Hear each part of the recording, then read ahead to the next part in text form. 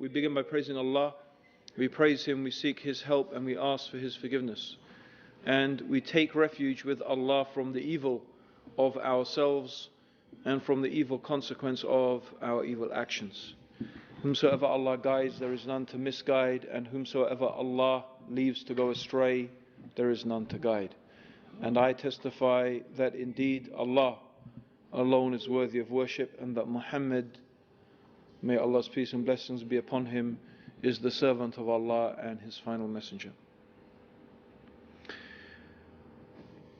Before we actually answer the question of today's lecture, is there a God? It's the question. Is there a God? It might be useful to explore the meaning of some words. So the first thing that we would like to ask is, what is a God?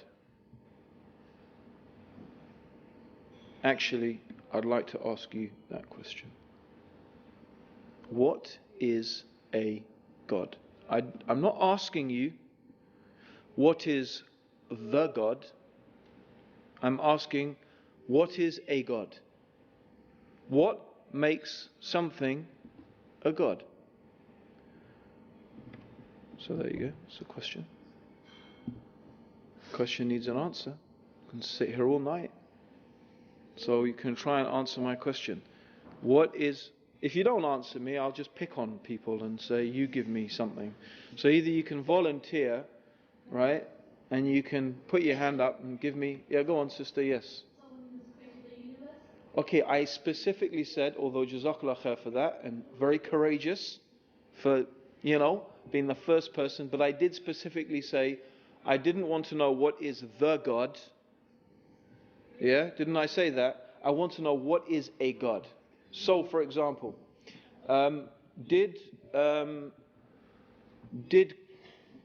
Ganesh create the universe?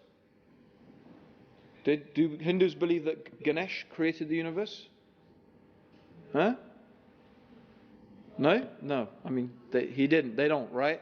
Or, Aphrodite, the goddess of love. Do they believe that she created the universe? No. Okay, but she's still a goddess, and Krishna or whoever, or Ganesh is still a god. So, I'm not asking for a definition of the creator. I'm asking, what is a God, not the God? Yes, sister. Okay, something that you worship, or something that is worshipped. Okay, that's a good start. That's a very good start. Still not enough, though. We want something else. What we want to know, okay, is why do people worship things then? It's very important. Why do people worship things? Why do they worship these gods? Come on, everyone. Good. First brother. Amazing. Yeah, go on. Okay. So they believe in a higher being than themselves. Right? Some people may imagine that David Beckham is a higher being than themselves. Actually, some people might worship David Beckham, but certainly they might believe he's superior in some things. But it's still okay. So, all you've made now is we've gone back a bit and we've answered, or we've gone back to what is a God. It's something that people believe is a higher being. But we've moved on a bit because the sister, alhamdulillah, mashallah, she said something which quite rightly, it's something that people worship. So now we want to explore, why do people worship things? What's worship all about? What does it involve, worship? Because the people think God can do anything, and they give us everything. Good. That's very good. Okay, excellent. People worship these gods because they think that those gods can give them something. They think that by worshipping these things, they can get something from those gods. So they imagine that by worshipping this thing, or they believe that this God can give them what they want and what they need. So, a God is something that people believe can give them what they want and what they need. That's what a God is. Right? Okay? Now, often in religions, people have different gods for different things. All right? So in some religions, you will find that they have a particular god that if if you're fighting a war and you want to win, then you worship the god of war. Right? Like Mars, for example, originally was a god of war. Right? Mars is one of the gods of war of the ancient Greeks. Okay? And by the way, could everyone please turn their mobile phones off or put them on silent? The brother forgot to mention that. Yeah. Or for example, if you want the rain to fall, they worship the rain god. If they, want someone to love them, they might worship the god or goddess of love. Right? So people often in some religions, they have different gods for different things. They worship this god, and they think that by worshipping it, they're going to get what they want and get what they need. I used to be a Roman Catholic. In the Roman Catholic faith, they had different saints for different things. The patron saint of travel, the patron saint of art. If you lost something, they used to tell us, if you've lost something, pray to Saint Anthony and he'll help you find it. He was the saint of lost things. Okay? So, it's the same, really. There's no difference from praying to saints or praying to... Because at the end of the day, when they pray, whatever you pray to, whatever you worship, you think that thing, by worshipping and praying and sacrificing and serving that God, that's how you will get what you want and what you need. And usually there is a set of rituals, a set of functions. It may be prayer, it may be sacrifice, it may be giving offerings, and these things can reach extremes, including, for example, human sacrifice. In some religions, humans were sacrificed to these gods. Like the Aztecs, for example, they used to practice human sacrifice. So this is the religion. This is the religion, the worship of these gods is the ritualized behavior. The things that people do in order to get what they want from those gods. Yeah? Okay? So these are the gods, and this is the religion. This is the worship of those gods. Right? Okay. So this is what a god is. A god is what people believe is going to give them what they want and what they need. And so people worship those gods, and they pray to them, sacrifice to them, and so on and so forth. So if we think, now let's go back and answer our question. Is there a God? Right. Well, no one could deny that there's not only a God, there are actually probably countless millions of gods. Because whatever people put their faith in and their hope in and their trust in, whatever people believe is going to give them what they want and what they need, that's their God. So everybody has a God of some degree or another, because everybody puts their faith. And these gods are not always idols. They're not always saints. They're not always, people or things. Often these gods can also be ideas. They can be concepts. Because people put their faith and trust in many different things. Not only idols and saints and prophets and so on and so forth. No, they also put their faith and trust in ideologies, communism, science. Right? So these also can be gods. Let me give you an example. You see, I myself, as you've heard, I was brought up in, although you might not know that now, but if you met me 20 years ago, you'd have no doubt from what sort of background I came from. So, as the brother mentioned in the introduction, I was sent to a Roman Catholic monastic boarding school, a place called Ampleforth College. Ampleforth College is like the Catholic version of Eton. It is the top Roman Catholic boarding school. My mother had actually, written me down to go there even before I was born. So she had no doubt about where I was going to go, Ampleforth College. Okay, and it was a monastic boarding school, so it was run by monks. Now, my mother, my parents, my dad, to tell you the truth, my dad's pretty chilled out, but my dad, his family have for generations been in the colonial service. So my dad himself was a colonial administrator in Tanzania, which is where I was born. My grandfather was a high court judge in Bombay, and that's as far back as I know. But so we, my dad's family have been in the colonial service, and my mum actually is Polish, but she was brought up in Kenya, and she's more English than English people, and she's very, very, concerned with the etiquettes and the manners of being very correct. And so I was brought up very strictly, not just as a Catholic, but, my mum was not very strict about her Catholicism. I suppose she expected that I would get that from the school. But she was very strict about our manners, how we should behave, that we should use the right words. Okay, my dad taught me the etiquettes of how to dress, for example. Very specific rules about dress. And, I can look at someone straight away until today, and I could know how well brought up that person is or badly brought up they are by looking at the way they're dressed, by looking at the type of shoes that they wear. For example, my dad would teach me, you never wear brown shoes with black. Oh dear. You never wear brown shoes with, you don't. It's just, he said, Ant, you just don't do that. It's just not done. What's the correct way to wear your tie? What was the correct way to put your handkerchief in your pocket? You never fold your handkerchief in the pocket. Never. They used to say it's non-you. It's just, meaning it is not the right way to do things. These are the type of details. And as for eating, the dinner was a, sort of major ritual. And even down to how do you eat your bread roll? Even to how you eat your bread roll.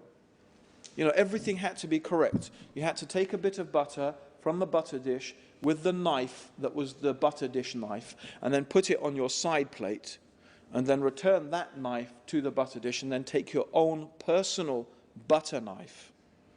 Which is, that's because it's the small one, right? And then you break your bread roll, not in the air, but on the plate. And you take a piece and butter that piece of bread roll on the plate, and then lift it to your mouth and eat it. Woe betide the one who gets a bit of butter, butter, and so this, and what is all of this about? It's because they believe that by following these rituals, and that's what it is, they're a type of rituals. It's a type of, in fact, a type of religion. Because they believe that by following these rituals, you will be identified as being a member of the upper middle classes. And when people know that you're a member of the upper middle classes, doors open for you that would never open otherwise. In other words, they believe that this is the way and this is the thing that will get you what you want and what you need. So therefore it becomes a type of God. Right? Becomes a type of God. Because people put their faith in it and their trust in it and their hope in it. And they imagine that these are the things that will make them successful in life. And of course, like any God that people worship, if you ask Hindus or Buddhists or any people who worship idols, they will tell you stories about how they prayed to their God and this thing happened, and how they offered things to that God, and the God drank from the, Ganesh drinking milk. Do you remember that, when Ganesh all around the world started drinking milk? Yeah? All those miracles. And you must have heard of the Virgin Mary crying, and, and the crucified Jesus dripping with blood. You must have heard about all of these things.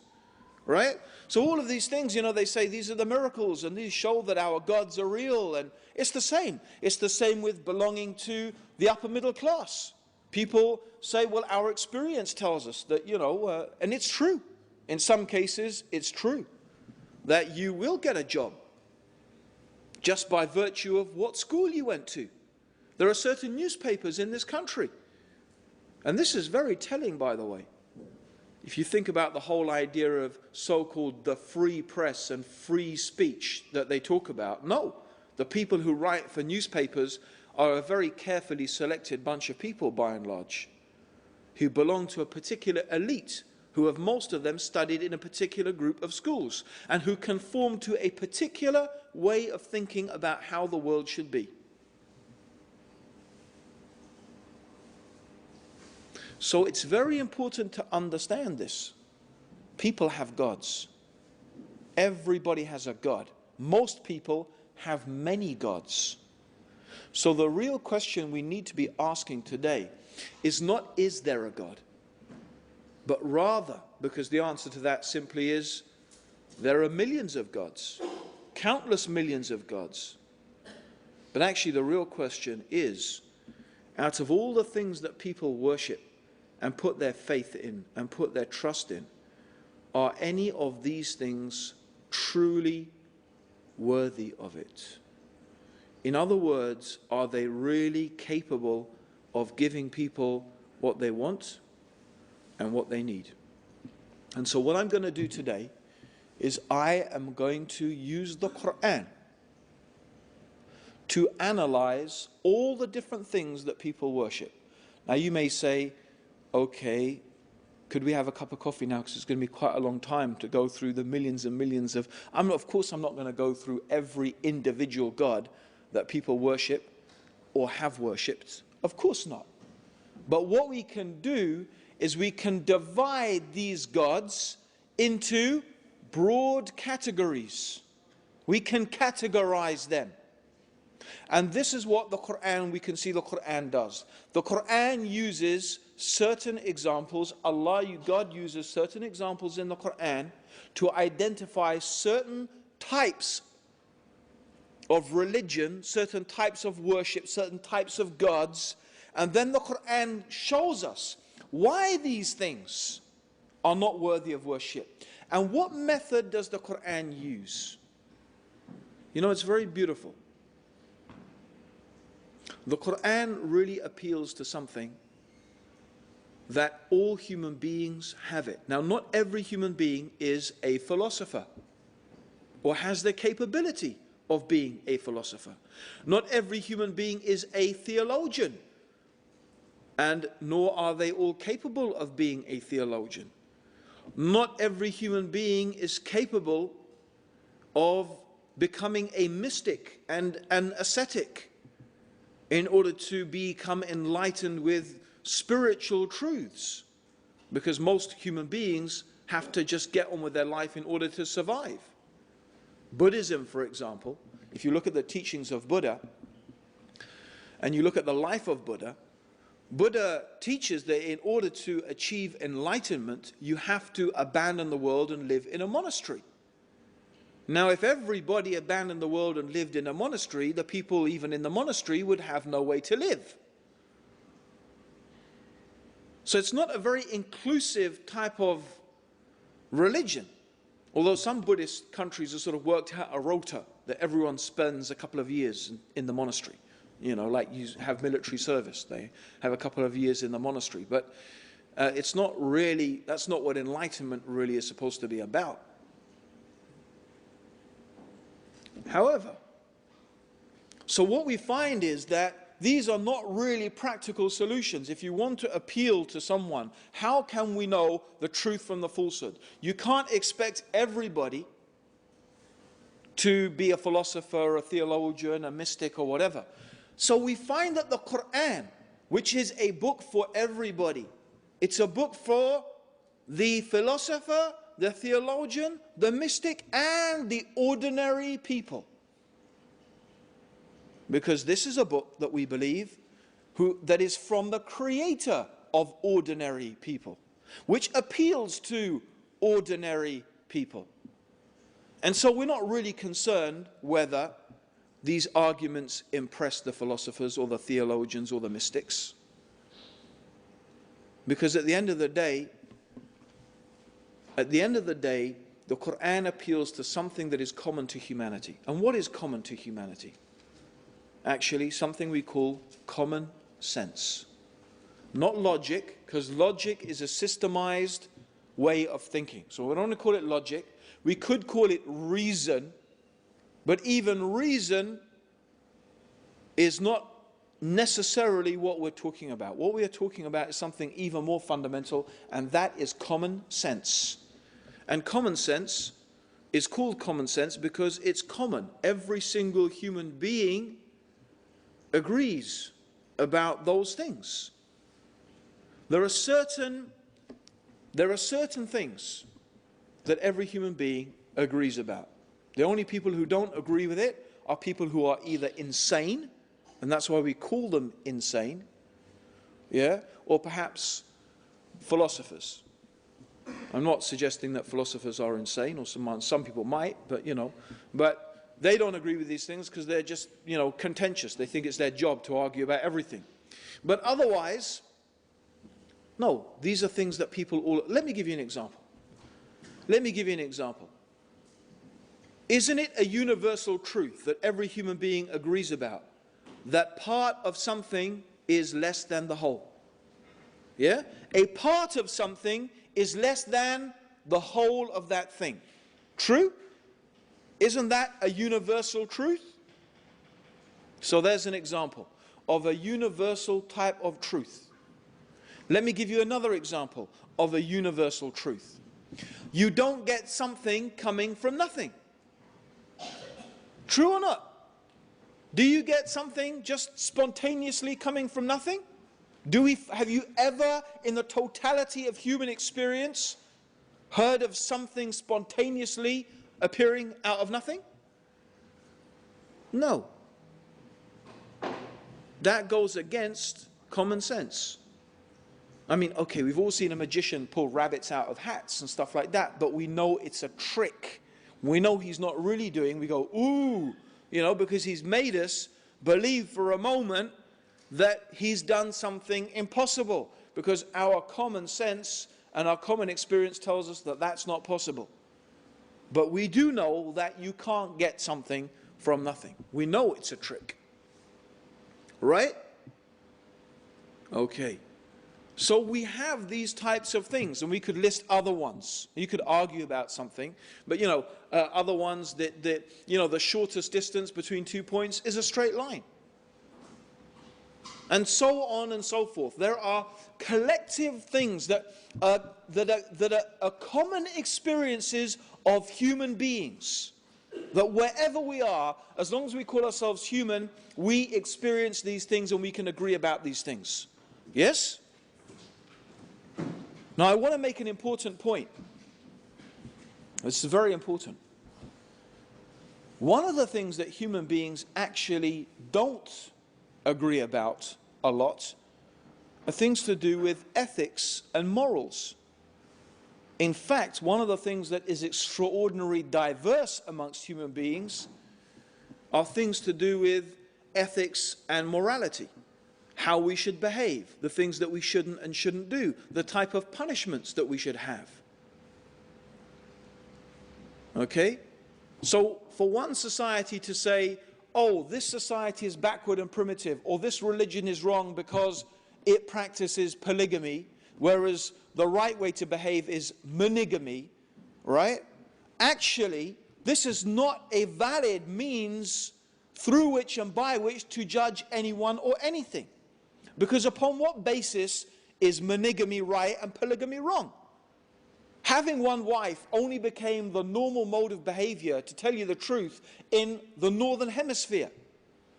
And these were only based upon survival strategies in cold countries. It was just a lot easier to survive as human beings in cold countries with one wife and a few children. So the idea of just having a few kids and having one wife and a few kids was actually something that became established as part of the culture in this part of the world, mostly due to geography and climates, not to do with any moral superiority. And because it's more moral, it's just about that it was easier to survive like that. But due to the conditions in hot countries, okay, the survival strategies employed there were very, very different. So it is fallacious to say that we should make judgments about another culture or another religion based upon some aspects of their morality. And I'm not saying this absolutely, because actually there are some things that are very common. Human beings universally almost always agree that it's wrong to murder, it's wrong to steal, it's wrong to cheat, it's wrong to lie, so on and so forth. I mean, these things are pretty universally agreed upon. But, you know, apart from some basic moral structures, actually human beings have pretty diverse ideas about what should be the norms of a society. And I'm only saying that because you know what? What you will find is that most people who criticize Islam don't criticize Islam on the basis of the fundamentals of what our religion teaches. And the reason simply is, as I hope by the end of today I will show you, is that the fundamentals of what Islam teaches are so firmly rooted in reason and common sense that it is really virtually impossible to produce any type of effective argument against it. So therefore, the only manner or means in which they can try and make some capital out of criticizing Islam is about some aspects of its morality. But it's a false way to make a criticism, because it's not really a valid means. It's not based upon universal principles. So let's go back. Let's use our common sense and let's look at some of the stories and the examples that the Quran uses, and just let's see how very much based upon common sense these things are. So let's take the first category of people. The first category of people are those people who, and these are very few by the way, historically, even until today, the amount of people who actually say, I believe there is not a God, that there is not a creator, that there is no being that has brought this universe into existence, that it's just a product of random events or whatever. It's just time that destroys us. There were people in the time of the Prophet who made claims like that. And there are people today who make claims like that. But historically, amongst humanity, they have been very, very few. And societies that have actually made such claims have either not existed at all or have lasted such a short time that they have evaporated in history. Like, for example, the Soviet Union. The Soviet Union was a self-declared atheist society. In other words, the belief system of the Soviet Union was that there is not a God. And this is what they attempted to force upon people, and you can see how long that society lasted. A mere,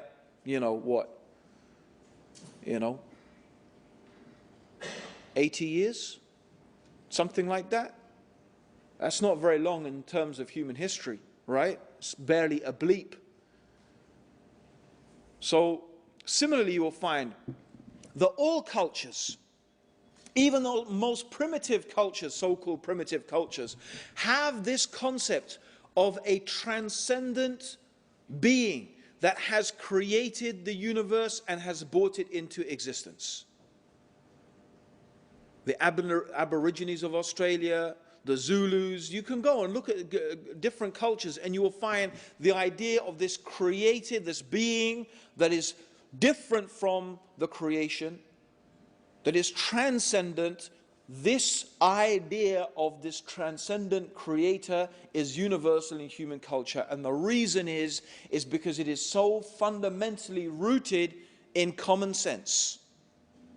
It's a common human experience. And so these things are not difficult to understand.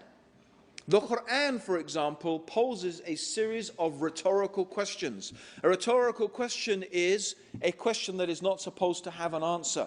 When someone asks a rhetorical question, they're not expecting you to answer it. In fact, the question in itself has an answer. For example, the Quran says, concerning or to those people who claim that there is not a God, that there is not a creator being who has brought this universe into existence.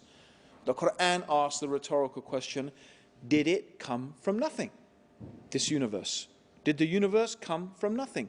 That is a rhetorical question. Because it's obvious that you can't get something coming from nothing. As I've already stated, there is nothing in the totality of human experience that leads us to believe that you get something coming from nothing, or that you get order spontaneously arising out of chaos. Rather, human experience tells us that where we see things working according to laws, according to patterns, according to systems, laws and patterns and systems have been imposed upon that thing. Right? That's why if you were walking in the desert in Saudi Arabia, right, and you found a mobile phone, what are the essential components of a mobile phone? The essential components of a mobile phone are plastic. Does anyone know what is the base material from which plastic is made? Sand. No, it's not sand. It's petroleum. It's oil. However, there is something else that comes from sand, and that's the silicon chip. Silicon is, in fact, sand. Silicon chip, its base material is sand. So two important things. A mobile phone is made out of sand and oil. But no one picks up a mobile phone in the desert and says, look, a product of billions of years of chance and coincidence. Yeah? The oil bubbled. Yeah? The wind blew. The sun shone. The lightning struck. The camel trod. Yeah? And after billions and billions of years of these things happening, by an amazing coincidence, this mobile phone formed itself, oil and sand. And I pressed it and, oh, hi, Mum. What a chance and coincidence. Let alone that all these mobile phones talk to each other and you can send a signal, and you see how ridiculous it is. So common human experience tells us even something more simple, a piece of pottery,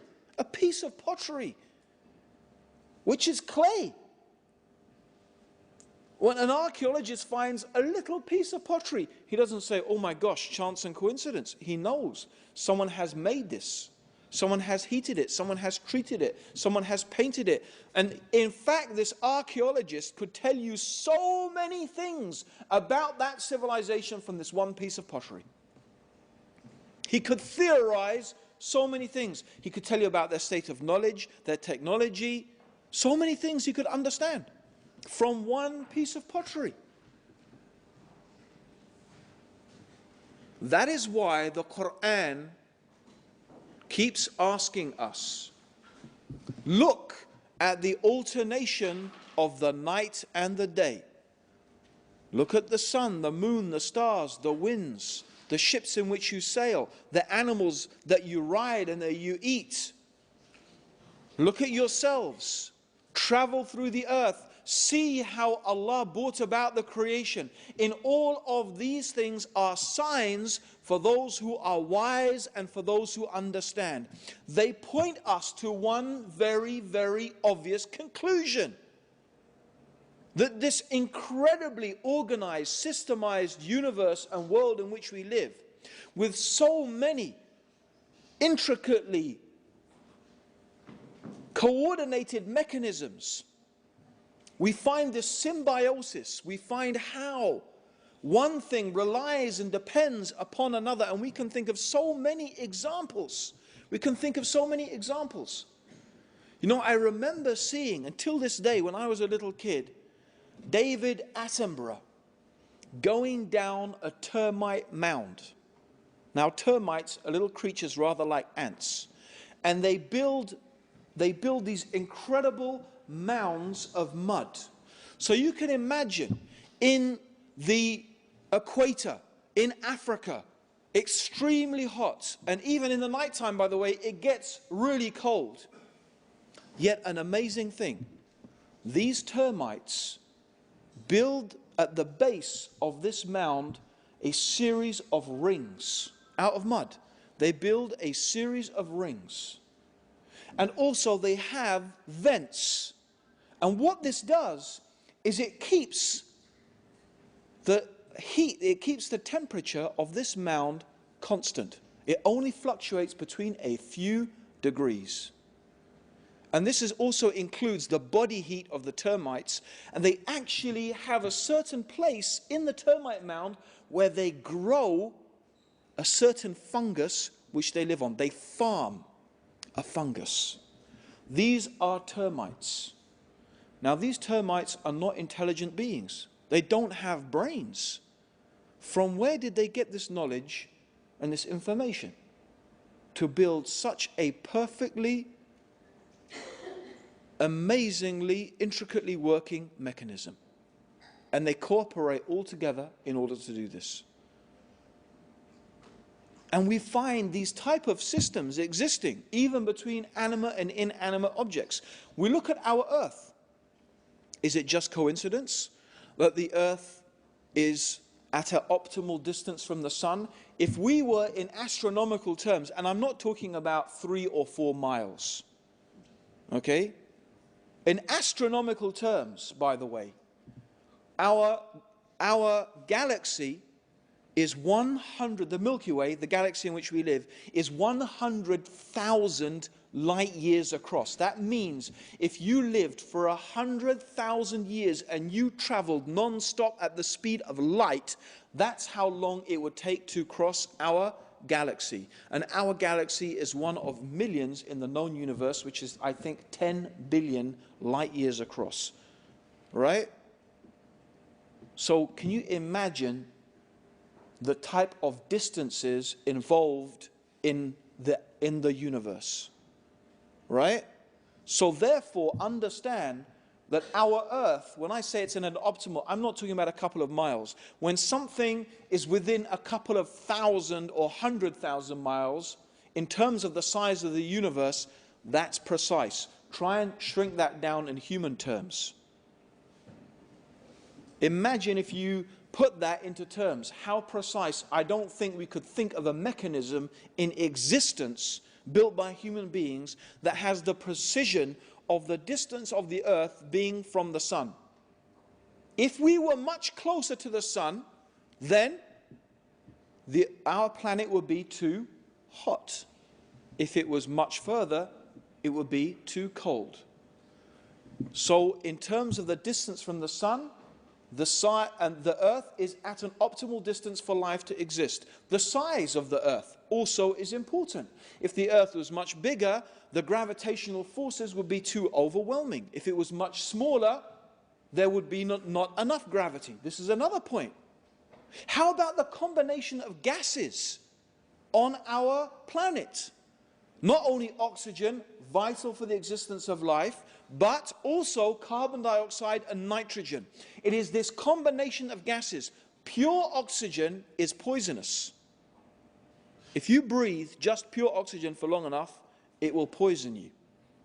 You need a balance of gases. We need carbon dioxide. Plants need carbon dioxide. Nitrogen is important for fertilizing the soil. Ozone, another gas. The ozone layer actually filters out the harmful rays of the sun's radiation. That's why they've been making a big fuss about the depletion of the ozone layer and the increase in skin cancer in Australia and other places where the ozone layers become depleted, because the sun's rays are not being blocked anymore and they're starting to cause cancers. So, does life exist without an ozone layer? It would not. It would be radiated out of existence. Look at these optimal conditions. The Earth spins on its axis once every 24 hours. Imagine the Earth was going really, really, really, really slow. Right? Really slow. So the sun is shining on one part of the Earth's surface for, say, 20 years. That's how slowly the Earth is spinning. What would happen? One part of the Earth's surface would be superheated. Another part of the Earth's surface would be supercooled. And I could go on and on. We could talk about water, how water has an incredible quality. If water did not have the quality that it did, life would not exist. So what we find is a super precise mechanism. I invite anyone to find me an example made by human beings of such a precise mechanism. You'll not find it. How could if we saw such a precise mechanism and we found one, we would automatically presume that some super intelligent person or group of people had managed to make this thing. It is therefore only common sense that when we look around us and we see these things, that we conclude there must be some intelligence, some power behind this. And this power must be very powerful, very wise, very intelligent. And it's also common sense to realize that this being cannot be like the creation. This being cannot be like the creation. Because if this being was like the creation, then that being would not be the creator. That being would just be another creation. And that would need another creator. And we only end up with the same dilemma. We have creators creating creators forever, and that's actually not possible. And the reason it's not possible, just to tell you briefly why it's not possible, and I'll give you an example, I'll give you an analogy. If I said to someone, oh, can you help me lift up this podium? I can't do it by myself. And you say, sure, I will help you lift up the podium, but I need someone else to help me. And that person says, well, I'll help you only if you help me. And so if everyone makes the condition that I will only help if someone ever helps, will this podium ever be lifted? Huh? Will never be lifted, right? So if you have creators creating creators creating creators ad infinitum, you never get anything created. Right? Okay. So it makes sense that the creator is infinite, eternal, without beginning, without end. That the creator is self-sufficient. We summarize all of this by saying transcendent, that the creator is not like anything in this universe. And that how could you have more than one transcendent being? And even again, common sense tells us that the precision that we find and the unity that we find in the creational process makes us understand there could only be one mastermind behind this. If there were different creators, in fact, what we would find would be chaos and disunity, not this type of consistent precision throughout our universe. And this is why, really, it makes so much sense to believe. It's common sense to believe that there is one God, that there is one wise, powerful, intelligent creator that is unique, who has brought this universe into existence. This is common sense.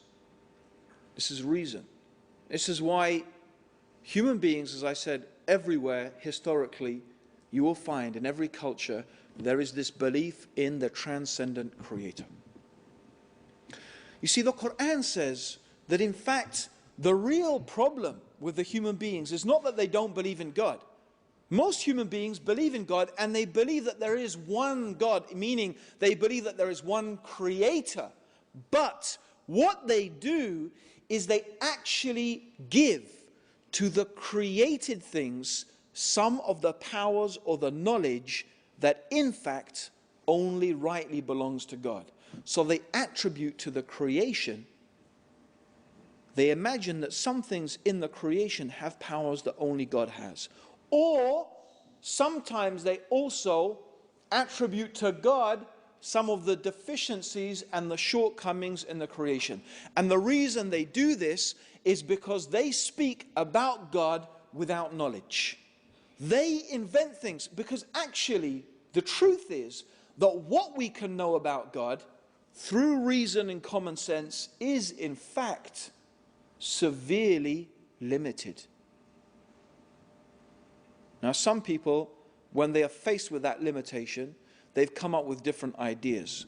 If you look at the philosophical tradition and the Western philosophical tradition, okay, you have a group of people who lived and they were very influential in the last 200 years. They were called deists. Deists believed that there was a creator. They believed that it was extremely logical to believe that this universe had a creator. But they did not believe in a personal God. In other words, they didn't believe that God actually really cared about human beings. So this God created the universe, but about us, and the idea that we could have some sort of contact and relationship with this God, they considered that to be, they didn't believe that. Okay? They dismissed this. But philosophically, they understood the power of this belief in this idea that there was this supreme being. Many other people came to this same type of conclusion. But what they believed is that, no, we could communicate with God, but not directly. God is so different from us that, you can't have any direct communication with God. And then what they obviously did is they began to imagine, and this is where they begin to start thinking that God has some of the deficiencies of the creation. And they start to imagine that God is like a created thing, which actually contradicts their original premise. They end up contradicting themselves. But, for example, idol worshippers. Most intelligent idol worshippers don't actually claim that the idol itself that they are worshipping actually has any power. They believe that somehow these idols represent spirits or powers or beings that can be intermediaries or intercessors between them and God. And they give an example. They say, for example, look, if you want to go and see Tony Blair, I'm not saying this is exactly the example they give, but if you want to go and see Tony Blair, you don't just go up and say, hey, Tony, can I have a chat with you? So like, oh my God, it's one of those Muslims. Run. Okay? No, they will say, no, you have to go through Tony's cronies. Yeah? You have to go through the cronies of Tony, right? If you want to get to him. So you have to go to those people who he knows. Or even you have to go through the cronies of the cronies. Or the cronies of the cronies of the cronies. Depending. Yeah? If you're really like just a nobody. But of course, if you're rich and middle class, you could probably get to see him straight away. If you have enough money, he might even come to visit you. Yeah? But for you ordinary people, Muslims, yeah, especially those veiled women, you could take your veil off, then maybe we'll talk to you. Yeah? Okay? No. You have to go through special channels. And they say, well, it's like that with God, you see. You can't just talk straight to God. You have to go through those people who are close to God. You have to go to the priest who will then talk to, this super sort of semi-God who will pass on the message bit by bit. You have to go through. So they imagine God is like a king or a prime minister or something, surrounded by all these cronies and these sort of demigods and these things. That's how you have to get to God. That's how they portray it. Okay? Of course, the problem with this is that immediately these people have presumed that God suffers from the limitations and the deficiencies of the human beings. Right? Because why does Tony need cronies? Can anyone tell me? Why does Tony need cronies? That Tony is a human being. Because he's a human being. He's afraid of being assassinated. He's afraid of terrorists. He's also afraid. He's not afraid. He just simply doesn't have enough time to deal with the complaint of every single individual person, right? He has to eat his dinner. He has to spend time with Cherry and his family, right? He has to go on holiday, usually at the expense of some rich friend of his, Nothing wrong with that, actually. I don't think there's anything wrong. Personally, I think there's nothing wrong with that at all. How could I? My parents are always, helping me go on holiday and visit them and stuff like that. But anyway, that aside. So he has to have people. See, is this really worth me dealing with? If every single person wanted to personally complain to the Prime Minister about every single little problem that they had, would he be able to deal with that? Of course he wouldn't, because he's human. He has 24 hours in a day. He's limited. You see, but God is not limited like that. Allah, God, the Creator, who has created this whole universe, can hear the complaint of every single human being. And not only that, an incredible thing, if every single human being complained to God all at the same time, God could hear every voice of every human being, and God could give every one of them what they wanted, and that would be easy for God. Right? Now, how about the human beings? If you all start talking to me at the same time, could I understand what you're going on about? Could I? Could I? No, I can't. And the reason I can't is because I'm human. Let's think about what that means in respect to those people who pray to saints and prophets. There are even some Muslims who do this. And now we can see how people start to make others equal with Allah. So now let's say that I am praying to Saint Anthony, or some Muslim is praying to Abdul Qadir al-Jalani, or Prophet Muhammad, or Prophet Jesus, okay, or whatever, right? Sallallahu alayhi wa sallam, alayhi salam. Are you telling me that, not just me by the way, let's just say that 1 million Muslims all at the same time are asking and calling upon the Prophet Muhammad, or 1 million Catholics all at the same time are calling upon Saint Anthony? Are you telling me that Saint Anthony can hear 1 million voices all at the same time? If you're telling me that he can, then actually you are not describing a human being anymore. You are saying that he has powers that are actually divine powers. You are now beginning to make that person equal with Allah, with God. Whether it's the Prophet Muhammad sallallahu alayhi wasallam, or Prophet Isa, or Saint Anthony, or Abdul Qadir al-Jalani, if you first of all put aside the argument of whether the dead can even hear the living, okay, let's put that aside. Although I believe that the dead cannot hear the living. That's why it's called barzak. Calling upon a dead person is like calling upon a brick. But let's put that aside. Let's say they can hear. Are you saying they can hear these multiple voices all at the same time? You're not really saying they're human anymore. And they could deal with all these prayers and all of these supplications? That's a divine attribute. And this is how people either they imagine that God, Allah, is limited. See, they've given to Allah limitations, and they've given to human beings exaggerations. This is how people start to make and worship things, and and listen, if I pray to Saint Anthony, don't I hope that he's going to hear me? Don't I trust that he's going to answer my prayers? Don't I put then faith and hope and trust, and I believe that he's going to give me what I want and what I need? Or if I pray to Prophet Muhammad or Jesus or whoever it may be, doesn't it therefore become a God, an object of worship? It does, of course it does. And the Quran deals with this. Actually, there is something more foolish about idolatry. And the basic reason why it's foolish is because of simple common sense. Any human being who spends some time thinking about it would realize this is foolishness. And again, the Quran appeals to common sense. A beautiful story is the story of Abraham. See, Prophet Abraham, he is well known for smashing idols. Bit of a radical. Can you imagine that these days?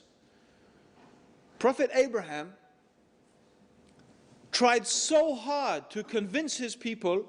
You see, from a young age, he was brought up, his father's house. He was watching, his father used to make idols. So he used to see his dad get a piece of wood, chop up the piece of wood and make an idol, use the chippings to heat the fire to cook their food, And then this idol which he made, he would see his dad give it to the people, and the people would pray to it. And he realized this is the same thing we were cooking our dinner with. Right? And now the people are worshipping it. He's brought up realizing that what is this? And then he noticed the people, they're worshipping the sun, the moon, and the stars. But he's looking, he's seeing, well, the stars are there, and then the moon comes out and outshines the stars. And then the sun comes and that outshines everything. And then the sun sets. And why are we worshipping things that obviously are controlled by something else? It doesn't make any sense to worship them. They don't have the power. They're under the power of something else. And he realizes that these things are not true gods. They shouldn't be worshipped. Why should we worship these things that come and go and temporary? Because if they can go, that means they can let us down. The time we really need them is when they're not there. So why should I worship that? Why should I put my faith in that? Why should I put my trust in that? So one day he's determined. He says to his people, I'm going to show you. I'm going to prove to you that your worship of the idols is false. So when his people have gone, it's their festivity and it's their religious festival, he doesn't want to participate in it because he doesn't want to be involved in their idol worship at all. So he says to them, I'm sick. He says, I'm sick. Meaning, actually, he was sick of what they're doing. So when they were doing this, he went into the temple and he smashed all the idols except the chief idol. And he took his axe and he hung it round the neck of the chief idol. Now, when the people came back, they were outraged. Who has committed this blasphemy? Who has done this to our gods? And some people said, well, you remember that young man, Abraham? He was saying that he was going to prove our idols are false. So the king, he brings Abraham in front of the people. He says, Abraham, did you do this to our gods? So Abraham says, ask the big one. Ask him. So then they look at each other and they say to Abraham, Abraham, you know that our gods can't talk to us. He says, why do you worship something that can bring you no benefit and no harm? And this idol can't even protect itself. How is it going to protect you? Isn't that common sense? Isn't that just common sense? Isn't it our common everyday experience? You who are students here in Buckinghamshire and Chiltern University, yeah? When you want to study in a university, now these days you need loans, right? You need money because you have to pay for some of it, right? Okay? Where did you go to get the money? Did you go to the guy begging on the street, sitting outside the railway station? Excuse me, mate, I need to go to university. Could I borrow a couple of £1,000? Did you do that? Did anyone do that? I don't think so. Because if this guy can't help himself, how is he going to help you? When Kuwait was invaded by Iraq, who did they appeal to for help? Bangladesh? Bangladesh with one helicopter? Nothing against Bangladesh, but if you want military aid, Bangladesh had one at the time. I remember reading, they had one helicopter, right? They couldn't cope with the floods in their own country. How would they possibly be able to supply military aid to Kuwait? And nothing against Bangladesh, nothing against the guy begging in the street. It's just common sense. You don't ask someone who can't help themselves, right? Common sense. That's all it is. Common sense. So if the idol cannot do anything for itself, how is it going to be able to do something for you? I mean, isn't it extraordinary? You go to the shop. Excuse me, I'd like that idol over there. Okay, he brings the idol down. And this idol can't, you might think it might fly down itself, right? No, he brings it down. And he pays money for the idol. He actually pays money to get the idol. And then he carries it home. Not the idol doesn't carry him, so that's it, now I'm your God, I'll carry you home. No, he carries the idol home and he puts it up on the shelf, and if it fell down again, he'd have to put it up again. Right? And then he says, oh, such and such, help me. Give me this, give me that. Does that make any sense? Same thing. Muslims do it. A person dies, they wash him, he can't wash himself. They shroud him, he can't shroud himself. They carry him to the grave and they bury him in the grave and they say, oh, such and such, do this and that for us. Extraordinary. Does this make any sense? And Allah is just appealing to common sense. So this is one broad category. These are false gods. These are things that we should not worship. They cannot give you what you need and what you want. They can't even help themselves. Here is the argument. Whatever things you could say, oh, sometimes my prayers were answered. It's just coincidence. And there are many reasons to explain, okay, why amazing things could happen to these idols. But nothing could go against this common sense. Okay, let's look at another category. The other category is the category of the man God. There are many religions throughout history who have believed that some human being is actually God. Now, the example the Quran uses is the example of Christianity. There are Christians who claim that Jesus is Allah. That he is not just the son of Allah, but he is Allah. He is one and part and the same as God. And the Quran appeals to such beautiful, commonsensical things. The Quran says, didn't Jesus and his mother, because some people also worship Mary, and there were some Christians who used to believe also Mary was God. Even Catholics say that Mary is the mother of God. The mother of God? God had a mummy. And so God, mama, mama, right? Changing God's nappy, yeah? Cleaning God's bum when he's done a poo. This is, what's that? Mother of God. Huh? Feeding God. What is this? To say that some human being is equal with God. Didn't he walk on the earth and breathe air and eat food? And they went to the marketplace. You know, they needed to buy things. They went to the marketplace. See how Allah makes things clear. See how people are deluded away from the truth. What is this? Allah asks us in the Quran, if God wanted to destroy Jesus and Mary and everything in the whole earth, who could stop him? Of course, no one. That means that Allah has power over Jesus and Mary. If God has power over them and they are under the authority of God, they can't be the same as God. They can't be. And what does that mean anyway? To say that something is man and God at the same time. It's an impossibility to say that something, by definition, God is infinite, self-sufficient, and eternal. Human beings, by definition, are temporary, mortal, and needy. How can something be eternal and temporary both at the same time? How can something be self-sufficient and needy both at the same time? How can something be eternal and finite both at the same time? It's not a paradox. A paradox means something that seems impossible, but it's not. No, it is an impossibility by definition. Now, there are things that Christians say, God can do anything. Well, I mean, this raises a whole load of questions. God can do anything. I always say, well, do you believe God can do something evil? Either they will say, no, God can't do something evil. Or they'll say, well, he can if he wanted to, but he would never do something evil. I say, why not? They say, because God is good. God only does good things. I say, exactly. It is the nature of God. The nature of God is that God is good. And a good God does not do evil things. It is also the nature of God that God is eternal.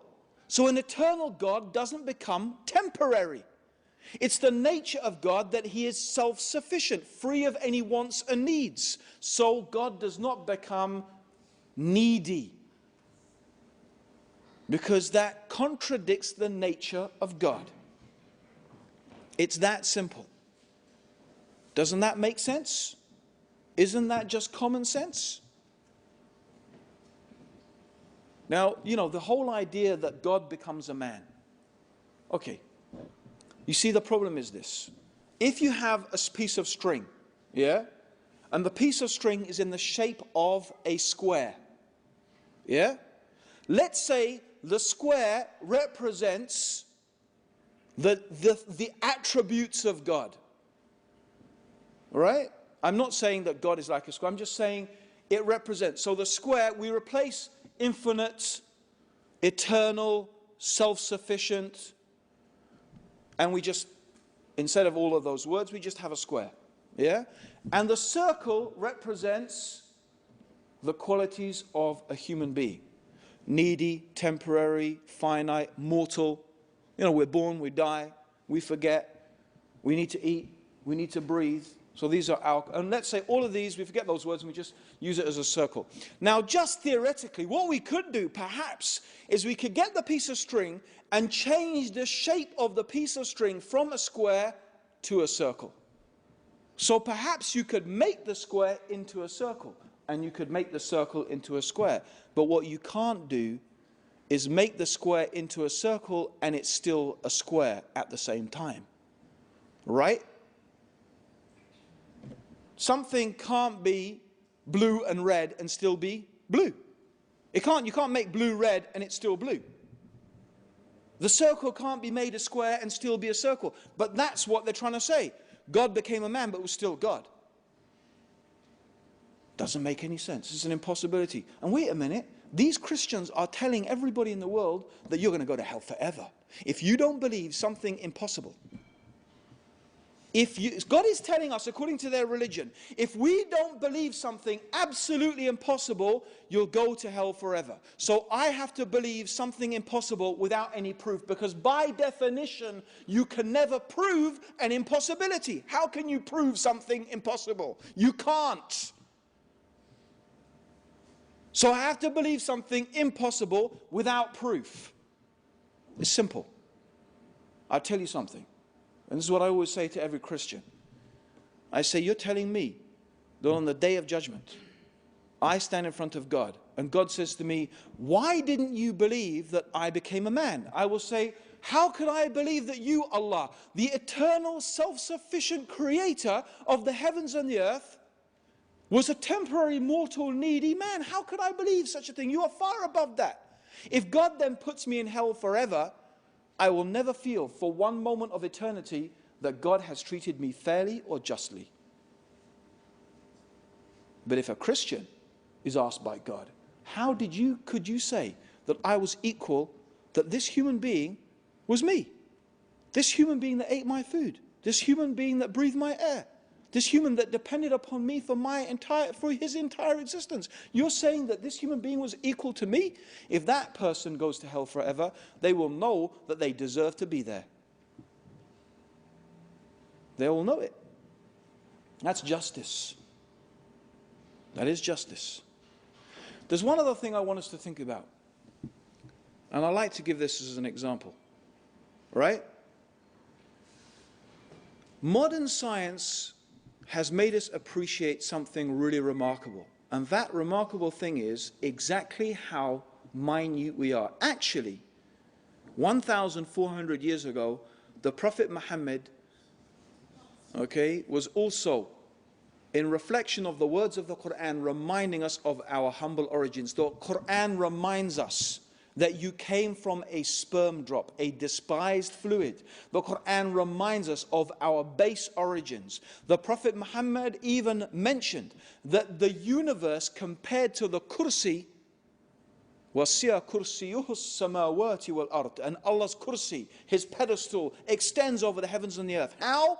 The Prophet Muhammad said, the universe is like a ring in the desert compared to the kursi. A ring in the desert. Think about that. Think about a ring in the desert. How big is the desert and how small is the ring? And the kursi compared to the arsh, and the arsh means the throne of God, is also like a ring in the desert. Our universe is like a speck. Like a speck. Now, we are on an earth which is a speck. in a solar system, which is a speck on the outer spiral of our galaxy, which itself is a speck in the universe, which is a speck before the kursi, which is a speck before the arsh. Now, if I said to anyone, oi, speck, even if I said it nicely, oh, beloved speck, oh, noble speck, oh, good speck. But if I call you a speck, it doesn't matter how many nice things I put with it, calling a person a speck is not a nice thing. But you know what?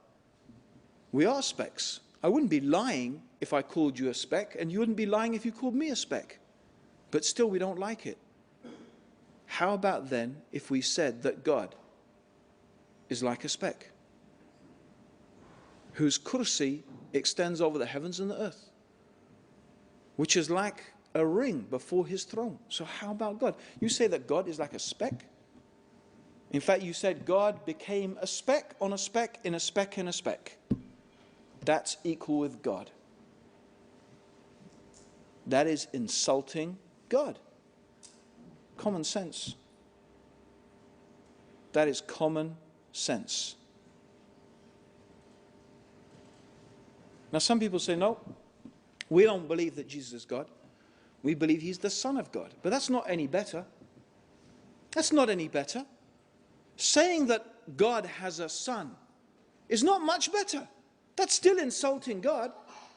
That's still saying that the child of God, the Son of God, is what? Some insignificant creature? Some speck on the earth? And I don't mean here to belittle Jesus, alayhi salam. Okay? Of course, with Allah, he is an honored slave. But that's what we are. We are creatures of God. We are the creation of God. We are the slaves of God. The only difference is, what sort of person are you? Do you believe in God? Do you insult God? Or do you honor God? Do you obey God or you disobey God? That is the only difference between the human beings. Not your caste, not your color, not whether you're middle class, upper class, lower class. Okay? None of those things matter to Allah at all. What matters is, are you faithful? Do you honor God? Do you praise God? Do you obey God? That's it. If you do that, God loves you. If you don't, he doesn't. It's that simple. It's that simple. So you're either one or the other. All the other things are artificial and of no concern to God. So this is what is important. So we are all creatures of God. But what does it mean, son of God? Think about that. I mean, I remember there was an Anglican priest who came to the same conclusion. He was saying, what on earth is this supposed to mean, son of God? He thought about it himself, and he realized that, what is that supposed to mean? You see, when we use the term son, what do we mean by that? My son, right? So first meaning is the literal meaning, begotten son. The word begotten means born of the act of sexual intercourse. Are we saying that God had sex with a woman and had sons? God does not have sons and daughters. God does not have intimate relations with, and this is why the Quran asks, if God had a son who is God's wife, because presumably God would not make fornication and adultery illegal for us and then practice it himself. Does God? But of course, even the concept of God having intercourse is absurd. So obviously God did not have a literal son. God did not beget a son. All right? Because my son is human like me. By the way, if you have any doubts, you can study early Christian theology. Some early Christians, one of the evidences they actually brought to claim that Jesus was God is exactly this argument. They said, my son is human like me, therefore God's son must be divine like God. That's exactly the argument they brought. Meaning they actually had this idea that God must have literally begotten a son. which is ascribing a calamity. Allah refutes this time and time and time. In fact, one of the reasons that the Quran has been revealed is to refute those people who say that Allah has a son. This is actually mentioned. Allah mentions this in Surah Al-Kahf. One of the reasons why Allah has revealed the Quran is to refute those people. And by the way, this is something that many pagans had this idea. Many pagans had this idea. Zeus, for example. Zeus had mistresses and wives and sun gods and, you know. So, for example, Hercules was the son of Zeus.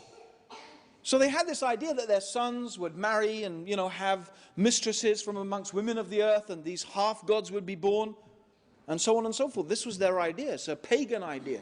It's not a monotheistic idea. Which, by the way, indicates that really Christianity is so much of it taken from paganism. Anyway, I don't want to get, because I could go quite far into talking about that, but it's another topic.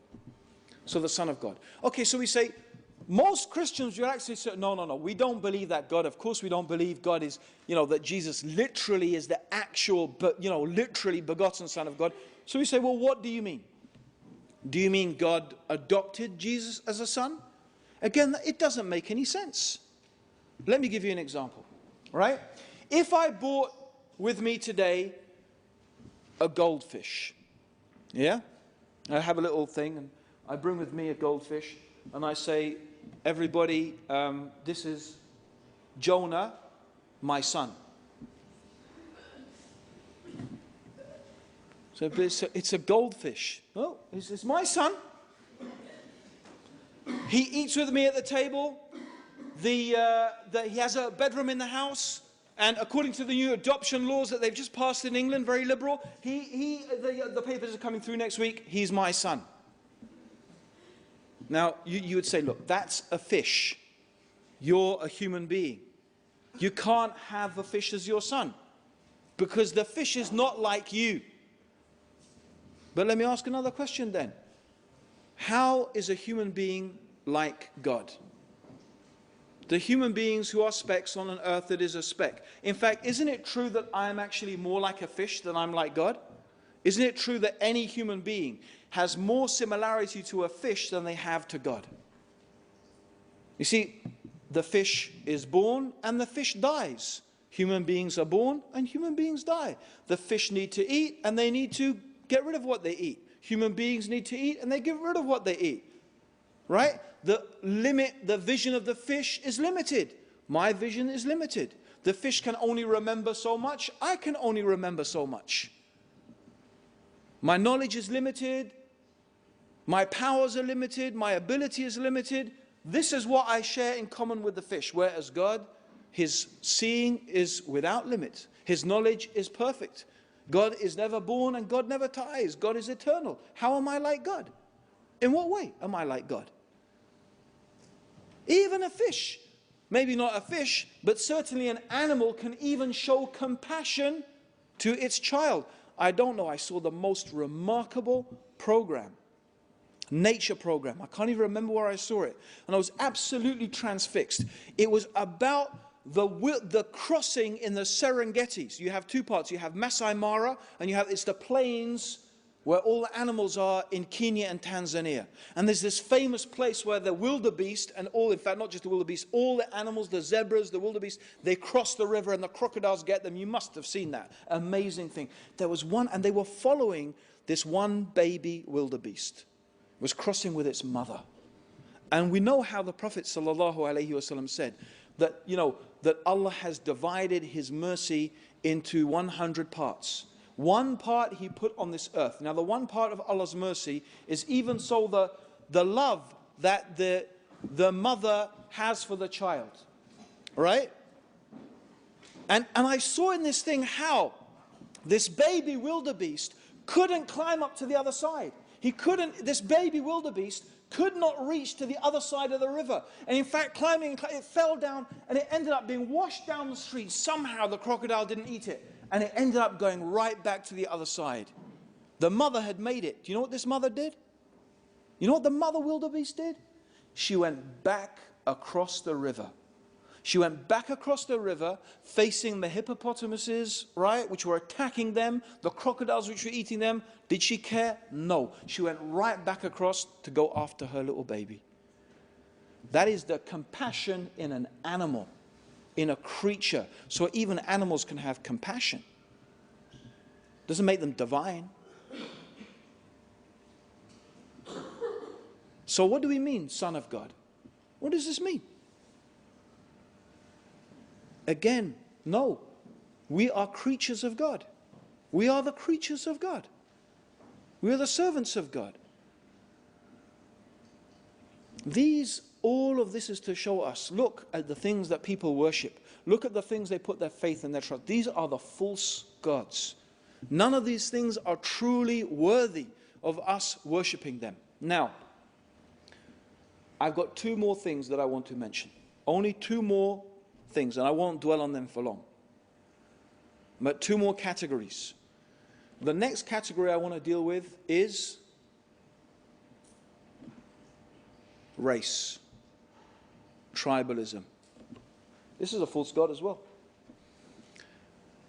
And the people that are used in the Quran as an example, they're not the only people who have this quality, but the ones who are used as example for this are the Jews.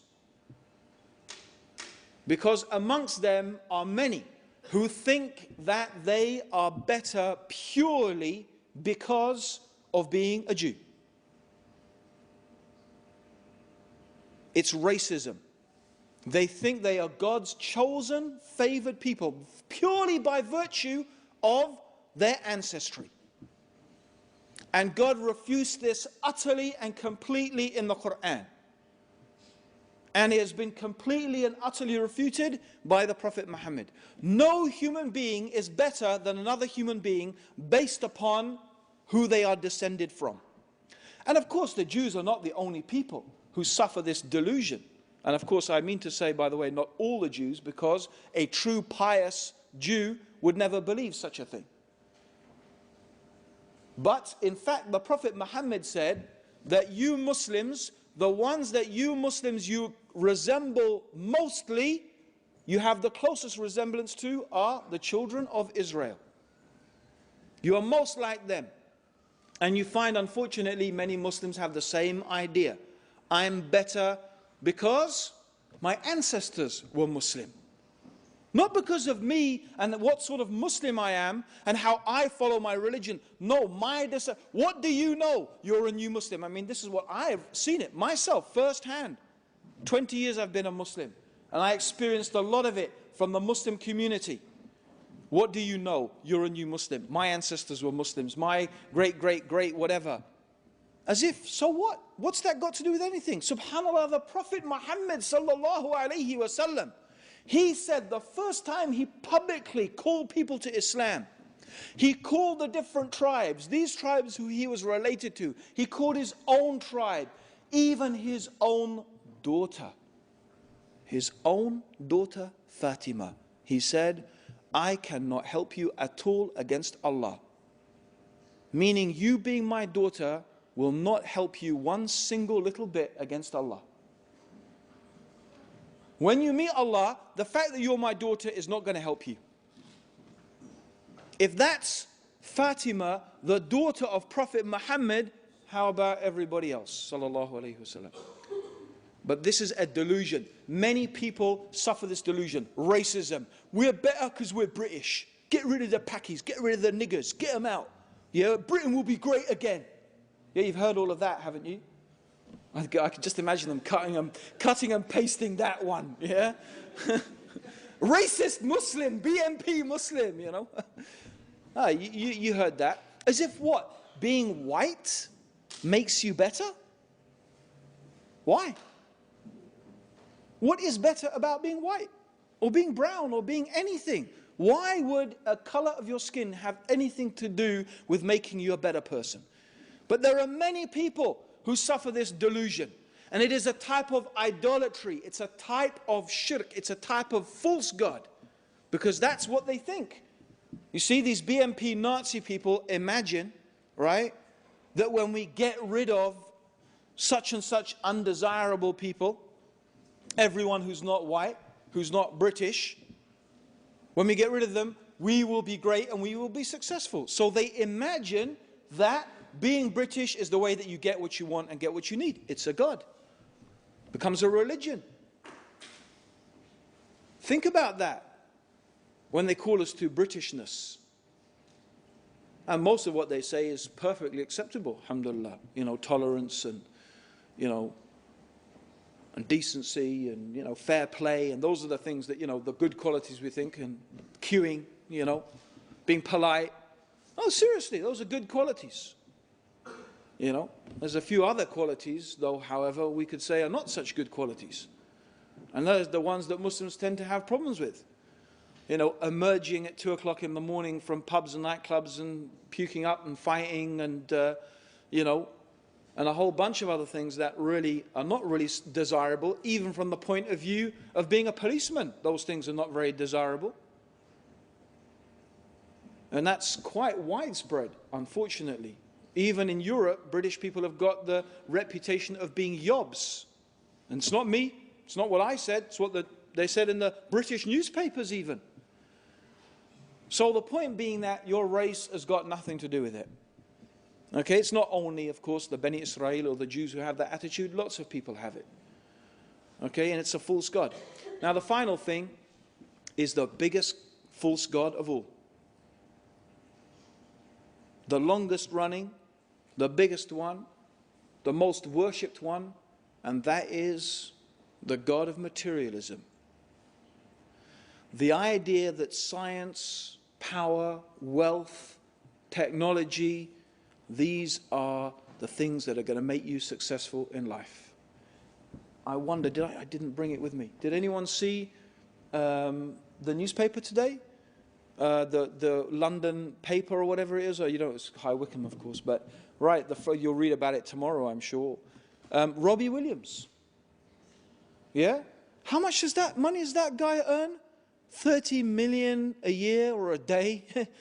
And he is on antidepressants. He's just gone into a clinic. And we are being told every day, we need to be wealthier as this country. We need to be richer. Money, money, money. Work harder. Make more money. What did it do for him, his 30 million a year? Does wealth equal happiness? Put that on a broad scale. Because we are being told, you know, we can all live the American dream. No, we can't.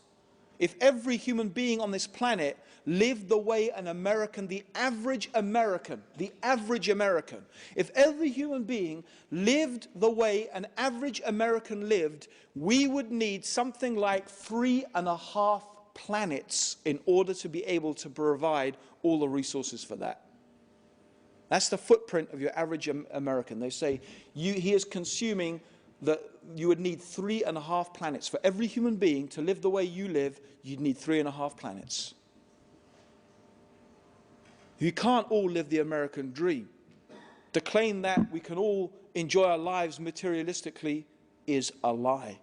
And the claim that it is the way to success is a falsehood. The idea that science will produce the solutions. Tony Blair, right? Here we're confronted with global warming, the biggest catastrophe. The chief scientist in this country said, forget terrorism. The worst disaster that is going to hit the world is global warming. It's going to make terrorism look like nothing. I don't notice any war on global warming. A few little cries here, oh, we need to reduce a few carbon emissions, but not on my holiday. Yeah? Right? Yes? But we're ready to send soldiers to die in Iraq to fight terrorism, which isn't even there anyway in the first place. You know, doesn't that make you think just a little bit? The really dangerous things in the world, okay, global warming, chief scientist, that's what he's saying. But how much effort are we ready to expend upon that? We're ready to expend a lot of effort fighting a few, let's be honest, a few crazed individuals. Because that's really what they are. I'm not saying they haven't got reasons to be mad, but they're not good enough reasons to go around blowing up women and children. So they are crazed. Sorry, but that's the fact. Yet all of this effort, all of these laws being passed, so many laws restricting our freedoms, indefinite detention, because you might be suspected somehow of encouraging somebody in some particular way of, and so on and so forth. Stripping away our freedoms in the name of protecting our freedoms. Okay? We should think about this. What's it all really about? But you know what? The truth is, science is not going to find the answer. And if you think we're the first people who thought that, we're not. Believe me, every civilization, you can look, the Romans, the Greeks, the Babylonians, the Byzantines, the Chaldeans. Have you ever heard of the Chaldeans, by the way? Anyone heard of Ur? Does anyone speak Chaldean today? Do you know Chaldean used to be spoken virtually across the world? Did you know that? Rather like English is today. They used to have schools across the world so people could learn Chaldean. This was in ancient times. This is how influential the Chaldeans were. And now you haven't even heard of them. You haven't even heard of them. One day, you know what I suggest? You don't have to go far. Go up, drive up to the north of England and go and stand on Hadrian's Wall. Still there, little bits of it. Hadrian's Wall, I used to do that quite often. And then I would stand on Hadrian's Wall. I wouldn't look north up to Scotland. I'd look south. And I'd think, you know what? Once upon a time, a Roman legionnaire stood right here. And he probably thought to himself, as far as I can travel and as far as I can go is Rome. The Empire of Rome. What's left of the Empire of Rome? What's left of Greece, of Babylon, of ancient Egypt? Allah says in the Quran, travel the earth and see what happened to those people, see what happened to those civilizations.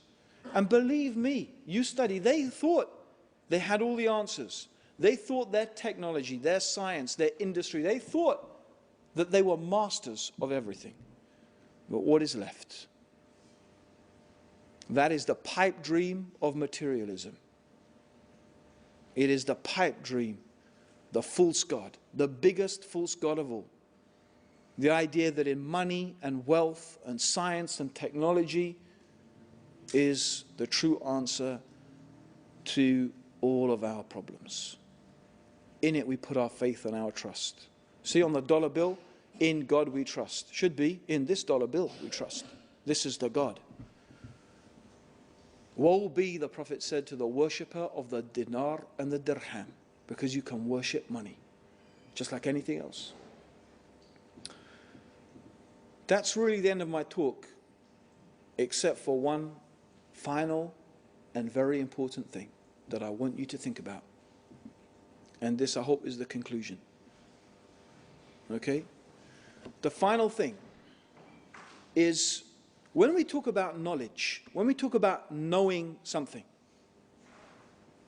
okay, most of us think and imagine it means the thinking process. But let me give you an example. Imagine this is very hot, red hot, yeah? If I pick it, what do? Do I have to think about dropping that thing? Do I think about it? Or do I just, what is it called when I just go like that? What do we call it? It's an instinct. It's an instinct, an instinctive reaction. But isn't that a type of knowledge also? Imagine if we didn't have those instinctive reactions. Imagine if we have to actually think, wait a minute, this is hot. Oh, you know, by the time we'd actually thought about it, there's a reason why it happens instinctively. And it's a type of knowledge. An essential type of knowledge for our survival.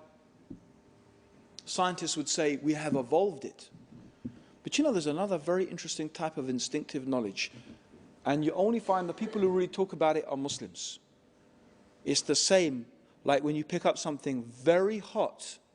When human beings are in a condition of extreme distress, I don't mean like a little bit warm, but extreme distress.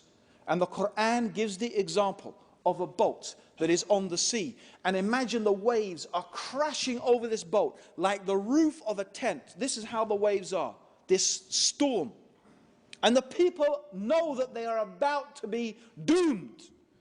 So now, the captain is not going to save them. The captain's been washed overboard. The technology is not going to save them. The boat itself is breaking up. Do people think their money is going to help them now? Their British passport, is that going to help them? Their caste, the color of their skin, the tribe they're from? All those gods, all those things that they put their faith and they put their hope and they put their trust in, they forget them. And what do? They start calling upon that one being that they know instinctively. They know, it is knowledge from inside themselves that there is one being. This being is not anything in this universe. No, this being has power over everything in the universe. It's not the name here that is important, but the one they are calling to is truly Allah, is truly the Creator, the one who has power over all things. And then Allah asks then, and you know that that's true. Every human being, they know in their heart that that is true. Then why? In that moment when you have complete faith in Allah, why then do you put your faith and your trust and your hope in other than Allah? Why do you worship other than your Lord? Because ultimately all those things, they are false. Because at that moment, the one that you rely upon and hope in completely and utterly is Allah, the Creator alone. This is the beautiful, simple message of Islam. This is the beautiful, simple message of Muhammad sallallahu alayhi wasallam, of Jesus, the true message of Jesus alayhi salam, of Musa, the true message of Moses alayhi salam, of Abraham alayhi salam. This is the true message of all the prophets, that we should abandon the worship, the false gods, and in fact we should worship the one true God, which is Allah subhanahu wa ta'ala. Brothers and sisters, Jazakallah khair. The talk went on really quite long. Inshallah, Jazakallah khair for listening. I hope we all benefited from it. Assalamu alaikum wa rahmatullahi wa barakatuh. May God's peace and blessings be upon you all, and may Allah guide all of us closer.